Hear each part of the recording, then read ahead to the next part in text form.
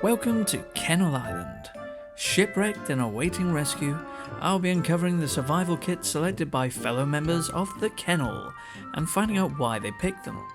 They have 6 items to get them through: 1 food item, 1 drink, 1 personal item, 1 song, 1 book, and 1 movie. So join me as I discover what our castaway creatures have chosen to get them through their stay on Kennel Island. Hello and welcome to the show. This is Kennel Island, and my 2 guests joining me today are Pup Slythe and Pup Woodie. Hello, welcome. Yay. Hello. Hello. Hello. Okay, so let's get started. We're going to make our time. There we go. There we go. Perfect. So, the first thing that we're going to talk about is the 1 food item that you would take onto the island, and this is something that you're going to be consuming every day, so I hope you've made the right choice. We don't know how long we're going to be here on this desert island, but we look pretty comfortable. I mean, you have a blanket, I've got a bed, you have a stuffy. What more could you want? Okay, so Pup Slythe, first of all, tell us what food item you would bring to the island. Teriyaki chow mein bowl. Teriyaki chow mein bowl. See, I've done absolutely no research at all. What is it? I mean, I kind of guess what it is, but what is it? It's basically a chow mein, but with the teriyaki sauce. It sounds lovely. I'm not that adventurous, but yeah, is this something you have a lot? Is this like a regular dish that you'll go to? Yeah, it's a regular thing that I'll eat. Nice. See, I should be more adventurous. I've never had teriyaki chicken in my life. I'm so bland. How about you, Pup Woodie? Is that something that you've had before? No.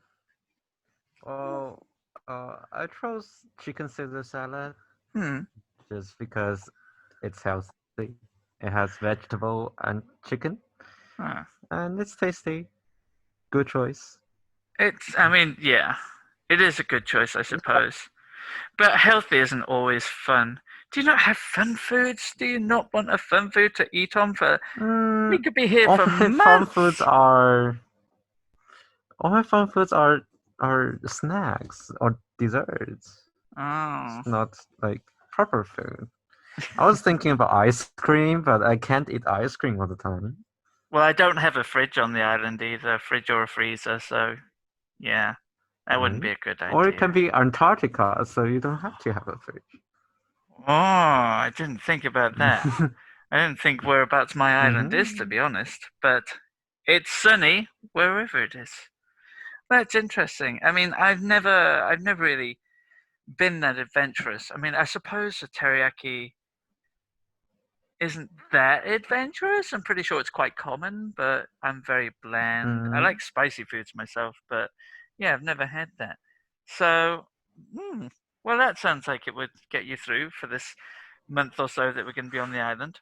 How about drinks then? I mean, it can be alcoholic and be non-alcoholic. It depends on what your preference is. So, Pup Slythe. Just give me one moment. Indeed. My drink was sweet tea. Right. This is something that I've never experienced either. To me, as an English pup, I mean, people do drink sweet tea in the country. Don't get me wrong, but it's sort of something I don't even know what it is. I haven't done any research. To me, sweet tea is like 3 sugars in my tea, and that's just too much. Yeah. What is sweet tea? Tell me.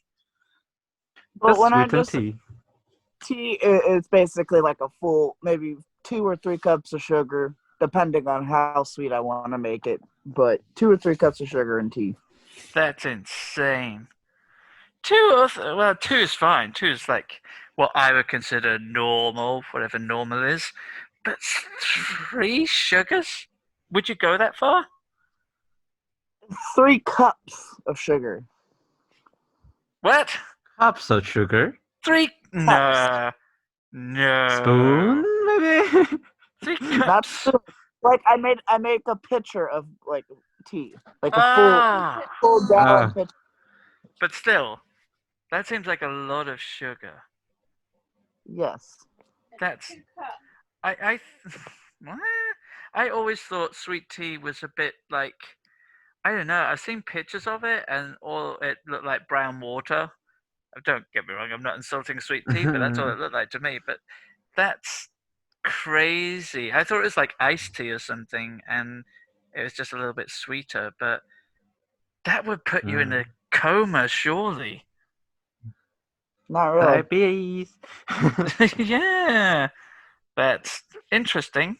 I can't believe I didn't know what sweet tea was. But hey, it sounds refreshing. And I mean, when you're on a desert island and in the beating sun, I suppose that would be quite good. That would be quite refreshing. Mhm. What about you, Woody? I also chose tea, but lemon tea. Uh, I was thinking about it because I drink tea. I'm a tea drinker instead of coffee. Uh-huh. Um, I would imagine you drink a lot of English breakfast, but I we do oolong, uh, or some other Chinese traditional instead of Western version of it. Yeah. And I also prefer tea hot instead of cold. Mm. Yeah, cold tea is Unlike not nice. Northern American North American traditions, like cold stuff. Like even when I was back in school in Canada, I will have a boiler just to boil water from the tap Uh-huh. to make it hot. That's Well, interesting. I think, yeah, one thing I've heard of, I think it was on a travel show I was watching about Hong Kong. They have a blend of coffee and tea, which I don't know if they call coffee tea, yeah. but what is that all about? Mm, people are innovative in China, Uh-huh. and you know, Starbucks now they have alcohol plus coffee and Yeah. alcohol plus tea and coffee plus tea. So all the combination between alcohol, tea, and coffee. Yeah. In America, King's Dominion, they do hot chocolate and alcohol for like the wine places, for the beer places that are in the amusement park. Uh-huh. So that doesn't So sound too bad. they'll do like hot chocolate and peppermint schnapps. Wow. That's I don't know if you have, mind you, we don't. What's hot toddy? Hot toddy was like whiskey, and I'm sure that's whiskey and tea. I could be completely wrong, but in England we have the same kind of thing where we would have you have Irish coffee as well, which is obviously Mm, whiskey in coffee. But yeah, there's a lot of strange drinks out there, but I don't. To me, it doesn't sound like they go together. But obviously, it's very popular, and it all does. So that's great. But yeah, I think you've gone the right way with tea because a lot of people wonder why people drink tea in hot weather, but it is refreshing, and especially the cold teas. But yeah, I didn't realize sweet tea was an actual thing. I'm just not very educated. What can I say about food and drink? yeah. Um, so moving on from that, I mean, we've got food and drink covered, which is great. We're going to survive. We're not going to die of starvation or dehydration. What about entertainment then? So I've asked you to both choose one piece of music. You can't have an entire album, a catalog. You can only have one song. Now, Pup Slythe, what did you go for? I chose a song called "Run" by Skald, which is a Viking group. Mm. See, I've heard of Skald. So are they? So it's Scandinavian. Yes, they're Scandinavian, but they sing all their songs in Norse language. Okay, and I guess it translates, even though you don't know exactly what they're saying unless you're watching the subtitles. I think music translates globally. It doesn't matter what they're actually saying. It's just it's the feel of it. It's the melody. It's the harmony, and it's the kind of passion in their voices, I guess, as well as they're singing. You know Yeah. that what they're trying Mhm. to convey, and that's really really fascinating. I haven't had a look at it because I try not to do any research. It's too much work. But I'm going to check them out. Obviously, I don't think we're allowed to play clips of the music, so check it out. So it's Run by Skald, Yes. Skald. Skald. Excellent. So if you're watching, check it out. Not yet, after this. But yeah, it sounds. I have heard things like it before. There was a Scandinavian group where they. Was it Scandinavian? Where they all dressed as like monsters or something? I don't know if there's. Yeah, I don't know if they were a Swedish group or. But yeah, I know that like and I think they're Icelandic actually, but there's another group that's pretty much the same kind of Viking feel to them, and they always sing with a lot of passion because a lot of the time it's about the heritage. They speak about their traditions and things, which I think is quite fascinating. How about you, Woody? Well, I would choose anything from Ben Platt. If you don't know who Ben Platt is, Nah. he's um, he's almost an EGOT, what they say in America. So he's a singer, performer, musical theater actor, anything. Very talented Jewish guy. Yeah. And he had one album called Sentiment Instead. Well, you said you can't bring an album, so I don't know which song because every song from that album is like very spiritually attached to me. And the thing about Ben Platt is like I love him so much. It's just like usually an album, there are some good songs, there are some bad songs, and you can tell the difference. Like people will skip some songs in an album, but in Ben Platt's case, it's not possible. Like it's impossible to skip because he tells a story through the entire album. So he put 100% of effort in every song. Yeah. That's why I said. But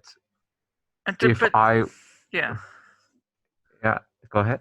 I was just going to say is because to me there is one song from years ago that sort of it evokes memories, and I think songs have it's almost like scents. If you smell a certain smell, like a fragrance, it can remind you of your mother, or from like the first time you wore a cologne to a school dance or something. Songs have the same kind of thing for me, where I'll hear a song and it'll take me straight back to where it was when it played, and I'd remember why it touched me so much.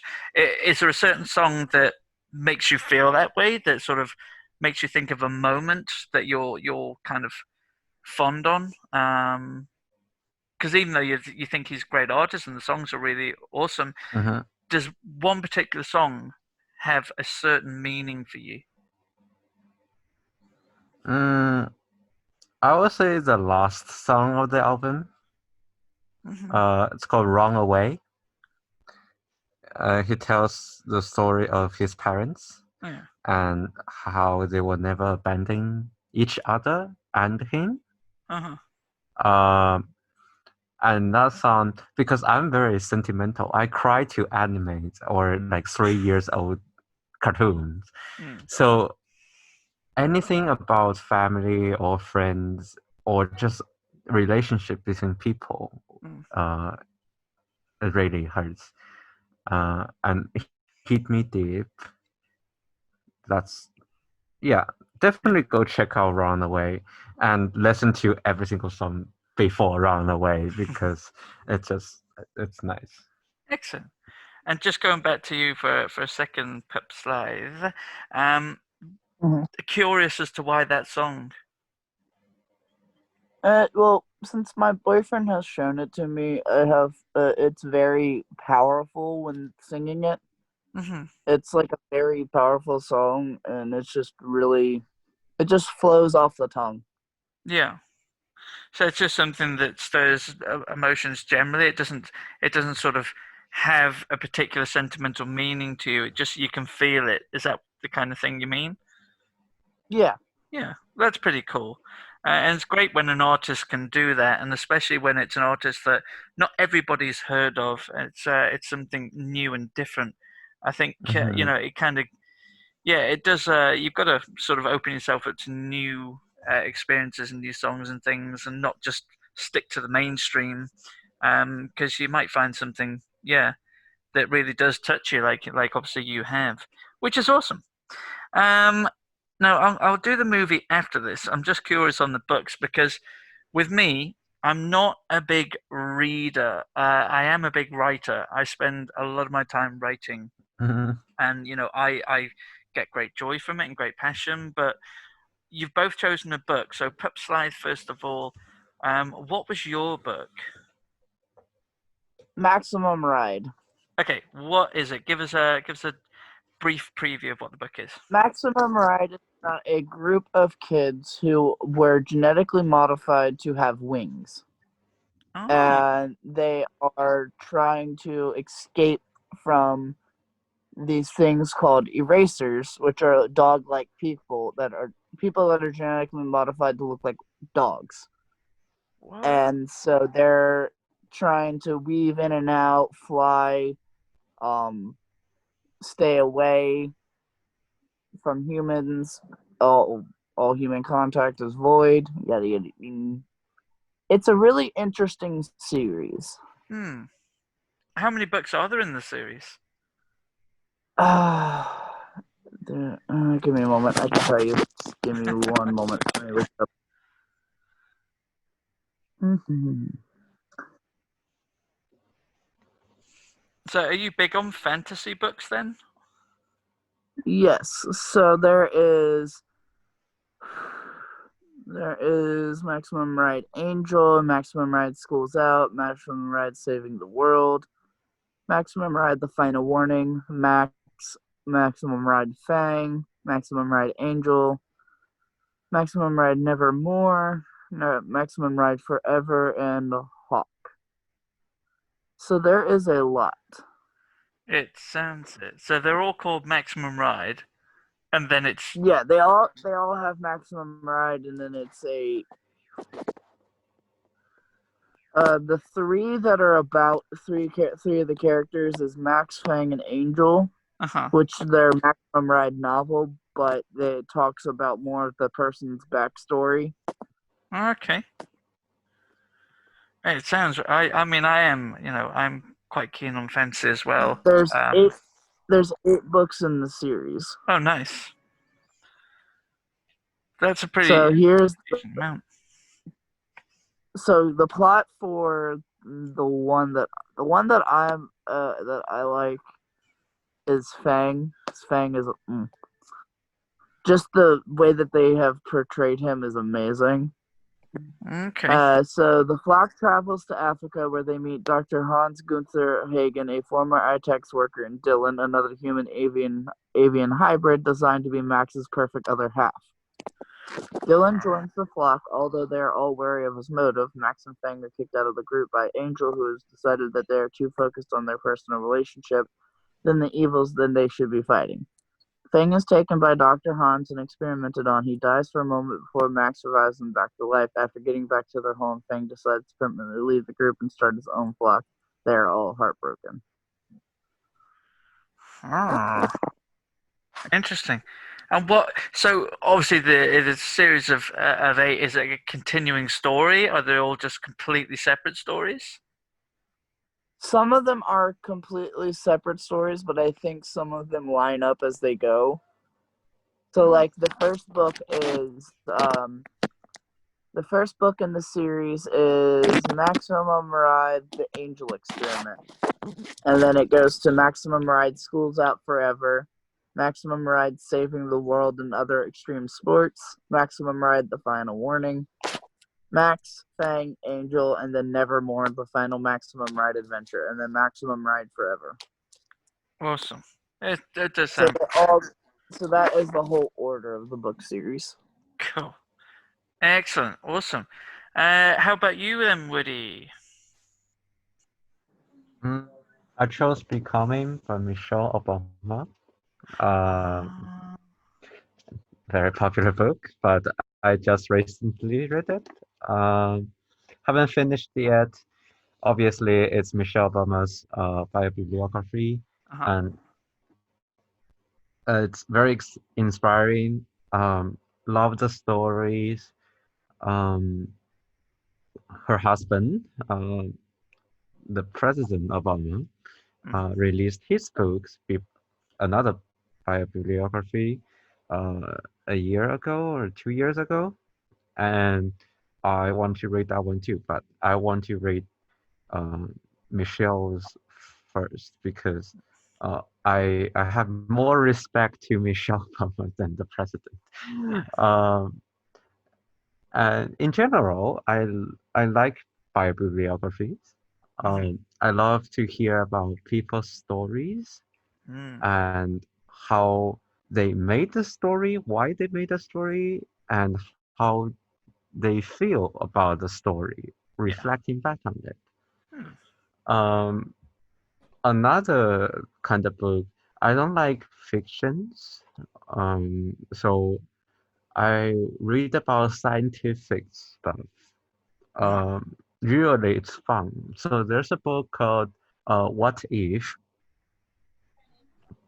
It basically answers all the weird questions like um, how many uh, how is it? There was a question like um, how to survive a spaceship crash, or uh, how many swimming pool you need to contain all the water in the ocean, and can you build a ladder to the top of the Everest? Mm. So it's everyday handy tips for us all to know, Yeah, just in case. basically, Okay. just in case you need it. Well, spaceships, crash every time, and we might need to fill our swimming pools. And Yeah. yeah, with the ocean, I get it. That's interesting. Mhm. But things like that, yeah, they are very interesting. I think so. The Michelle Obama book, I'm curious about the title. What was she becoming? Becoming. Some people argue with me the entire title of the book is Becoming Michelle Obama Ah, what was because she before? the right?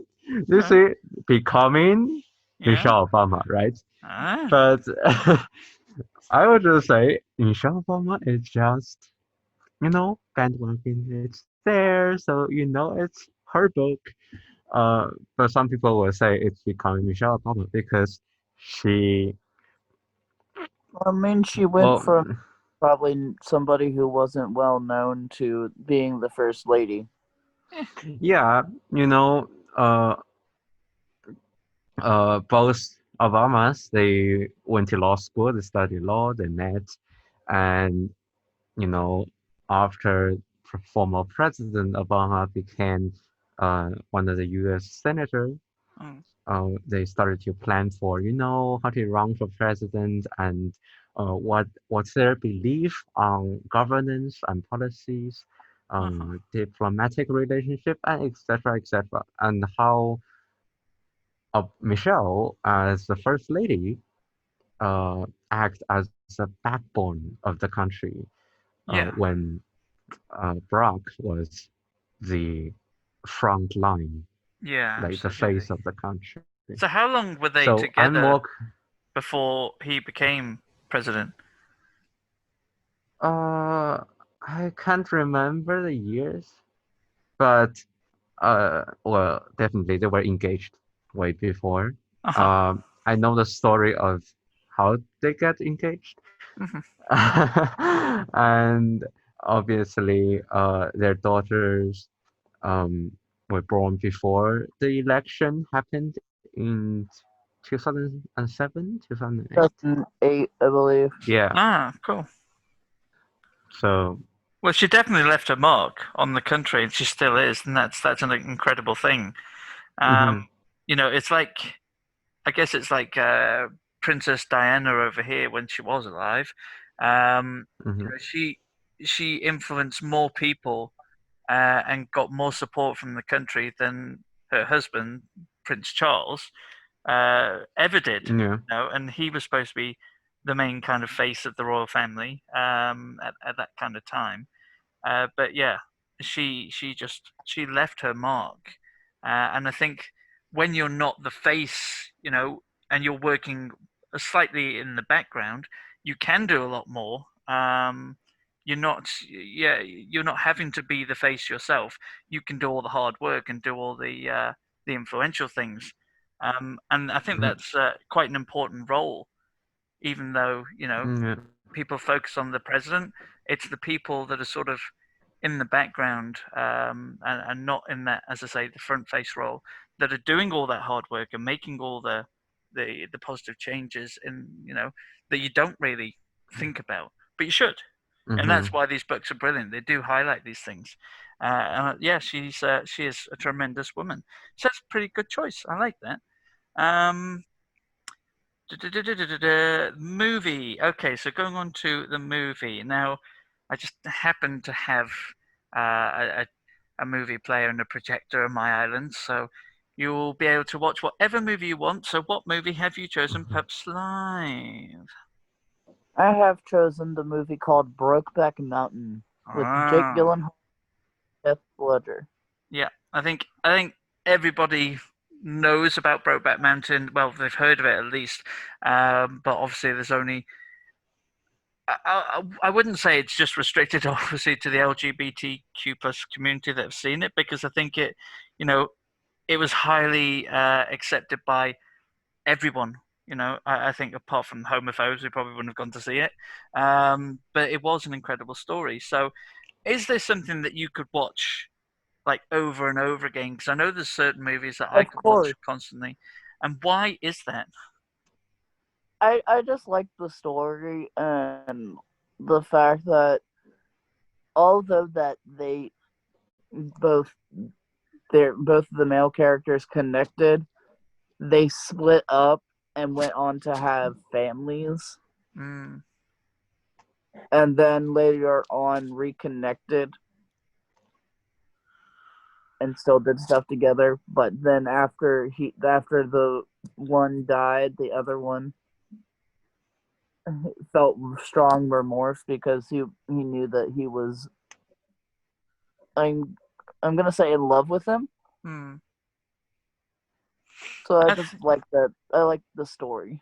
It is an incredibly powerful story, and I think it highlights, obviously, the whole point of it was to highlight the ignorance and hate as well, um, where people don't understand it's just a natural thing. You can't help the way you feel.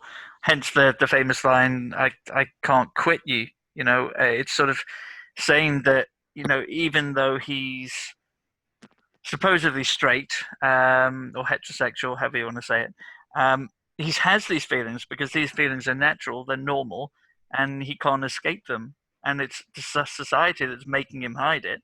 And yeah, it is an incredibly powerful story. It's not one that I could watch personally over and over again because I find it quite sad, and it is part of it is part of the story because it's basically real life. It happens all the time where people are being forced to hide their true feelings and their true selves because of the fear of hate, discrimination, and violence. And it was Yeah, beautifully told, and I think the actors did an amazing job in it.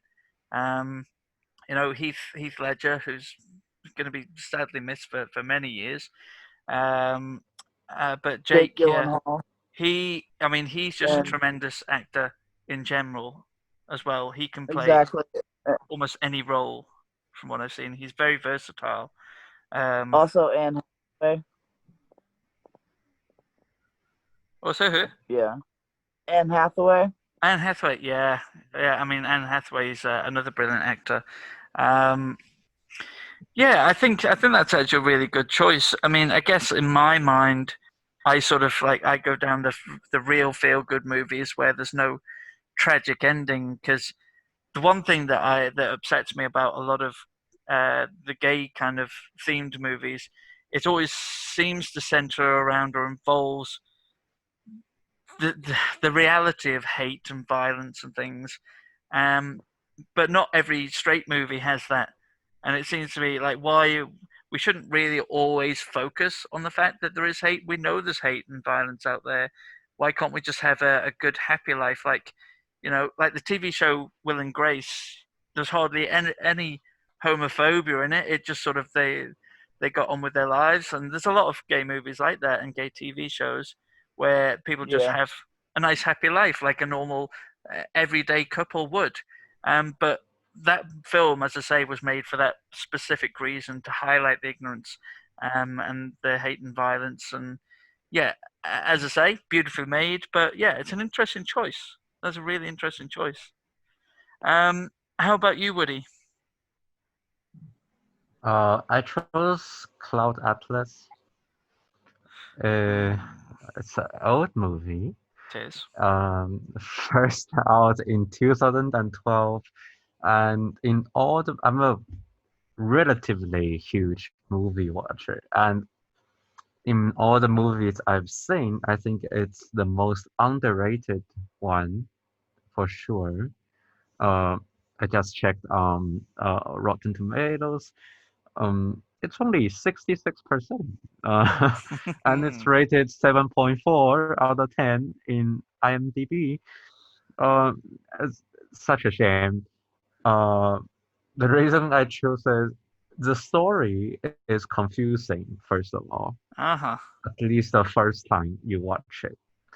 So, which makes it the best thing to watch for multiple times because you can always spot new things and you can always have new understanding um, on the 6 different smaller stories included in the movie. Yeah. Uh, and and it's 3 hours long almost. Uh, I don't have to worry about, you know, finishing it in one day. I can do it in 2 days. Mm. And I love the fact that despite, all those philosophical and spiritual meanings in these movies, the way the way they make different actors play different roles, Uh-huh. multiple roles, I mean, in different storylines, Yeah. is brilliant. Like like first time I watched it, I didn't notice that at all. And it is not until I watched like a review on it, Mm. I was like, oh, they played the same. Oh no, the guy played that in 6 different stories, Yeah. and I didn't notice it. And they were all like main characters, I which is surprising. can't believe you didn't notice it. How many times have you seen this film? No, I think they're like four.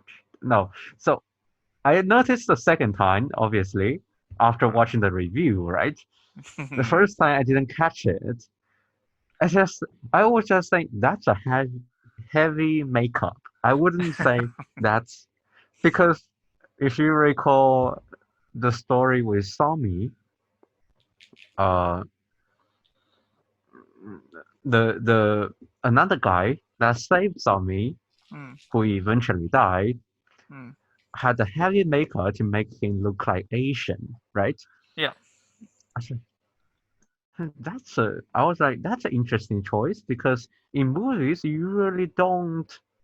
We try to be natural, right? Like that's a bad makeup.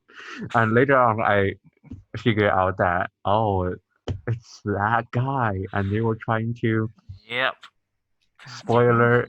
It was the guy from the first story I'm gonna who blank out saved all these them. spoilers. Don't you worry. So, Pup Slythe, have you seen Cloud Atlas? No, I have not. Okay, so the main actor in it, by the way, ladies and gentlemen, is Tom Hanks. And he, as you say, he plays multiple different roles incredibly well. Another versatile actor. Yeah, I have seen it. I think I've seen it twice, and I didn't quite get it the first time.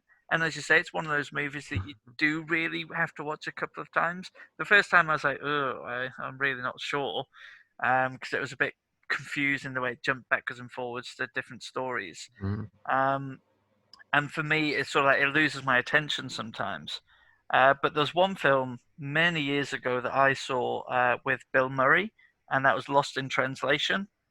Um, Mm. I went to see that at the cinema, and I walked out thinking, "This is tedious. This is so boring." It's now one of my favorite movies because it's so subtle, um, and the emotions are quite raw in it. And it is a comedy though, but obviously it's based in Japan about an American actor who goes to Japan to do a promo for Japanese whiskey. Um, and he ends up meeting a girl over there. And I won't go into all the details; I don't want to spoil it. But it's one of those movies again that you have to watch a couple of times to really understand what's going on. Didn't jump backwards and forwards like Cloud Atlas does, but it was one of those films that had a hidden kind of meaning to it. So I suggest people, give all three of these movies a go. Um, but yeah, I do think there's some quality movies out there, and these days there's a lot of content just being well, there was before COVID, just being thrown out there for these action sequences and things and explosions and God knows what else. Something with a good storyline like you two have chosen, you can watch over and over again. And I think, I think that's really cool. Now, lastly, we are talking about personal item. This can literally be anything at all that actually means something to you.